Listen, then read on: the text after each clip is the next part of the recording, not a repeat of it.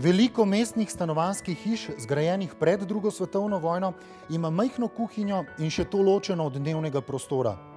Lastnika sta si seveda zaželela večjo kuhinjo. Arhitektka Mateja Cukala je našla rešitev.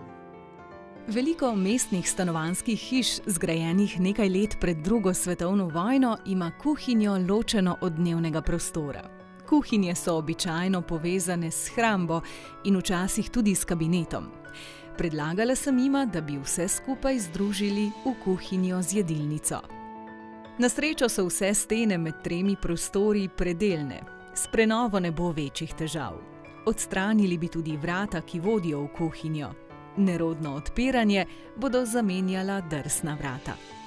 Postavitev kuhinjskih omaric v obliki črke U se vedno dobro obnese. Vodovodni odtok bo ostal ob isti steni, le premaknili ga bomo v sredino niza. Visoka omara z vgrajeno pečico bo sedaj ob vhodu, ob njej bo vgradni pomivalni stroj, ob koritu bo levo in desno dovolj prostora za odlaganje. Kuhalna plošča bo vgrajena v pult ob zunanji steni in s tem bo rešen tudi stalni problem z odvajanjem pare in vonjav iznad kuhalne plošče. Včasih je pri pripravi hrane prijetno tudi sedeti, zato bo otok sredi prostora strani odprt za nižji barski stol. Za udobno in enostavno pripravo hrane pa je vsekakor pomembna uporaba sodobne tehnologije in dobrega okovja. Uporaba predalov v spodnjih delih omaric pripomore k boljši preglednosti, prav tako dvižna vratca zgornjih omaric. Večina stvari se da pospraviti v predale, tako da so lahko stenske omarice nižje in dostopnejše.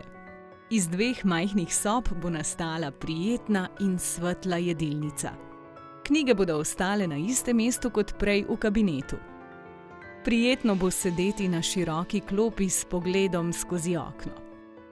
Balkon ob kuhinji je obrnjen proti severu in nobena rastlina v lončku ne zdrži dalj časa. Zato pa bodo začimbe v lončkih na stenskih policah jedilnice dišale vse leto.